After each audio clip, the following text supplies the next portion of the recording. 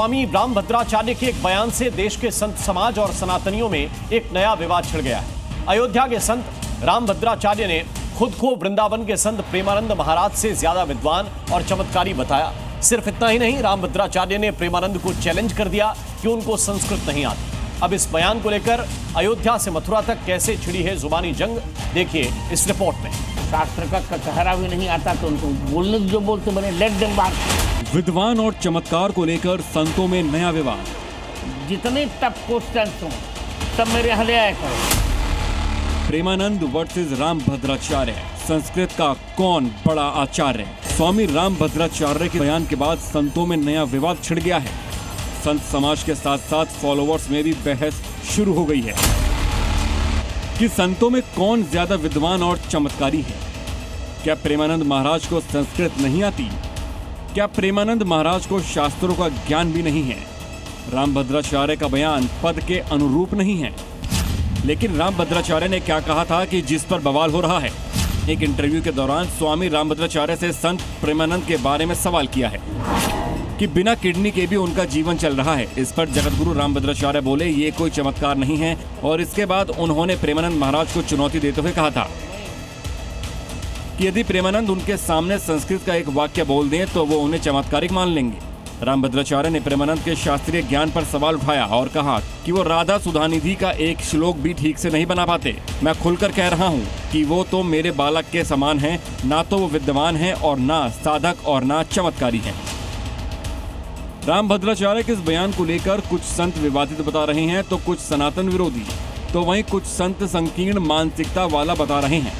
जबकि संतों के एक बड़े धड़े का कहना है कि ऐसे बयान से सनातन संस्कृति को नुकसान होगा, इसलिए ऐसे बयानों से बचना चाहिए। आप भाव को आत्मसात नहीं करेंगे तो कितने भी ग्रंथ पढ़ ले वो सिर्फ जुबानी उच्चारण रहेगा। यह भाषा का विवाद नहीं है, यह कहीं न कहीं किसी विषय की मत भिन्नता है। उस मत भिन्नता को हम शास्त्रार्थ के माध्यम से निकालने का प्रयास करें। दोनों उच्च कोटि के महापुरुष हैं, दोनों विद्वान हैं।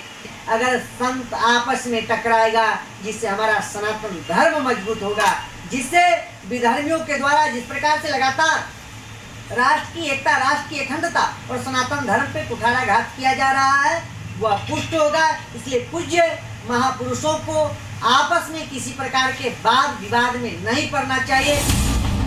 रामभद्राचार्य के बयान को लेकर अब तक ना ही प्रेमानंद की तरफ से कोई बयान आया है और ना ही उनके आश्रम की ओर से इस विवाद पर बयान जारी किया गया है, जिसको लेकर अब कई सवाल उठ रहे हैं कि आरोपों पर प्रेमानंद का जवाब क्यों नहीं आया? प्रेमानंद महाराज की खामोशी की वजह क्या है? रामभद्राचार्य जी हमेशा कोई ना कोई विवाद ऐसे खड़ा करते रहते हैं, उनका स्वभाव बन गया है। मूलतः उनको ऐसा नहीं बोलना चाहिए, तो ऐसी बात नहीं बोलनी चाहिए जो उन्हीं के ऊपर आक्षेप लग जाए। हम किसी भी व्यक्ति की पहचान उसके कार्यों से देखते हैं, उसके आचरण से देखते हैं, उसके स्वभाव से देखते हैं।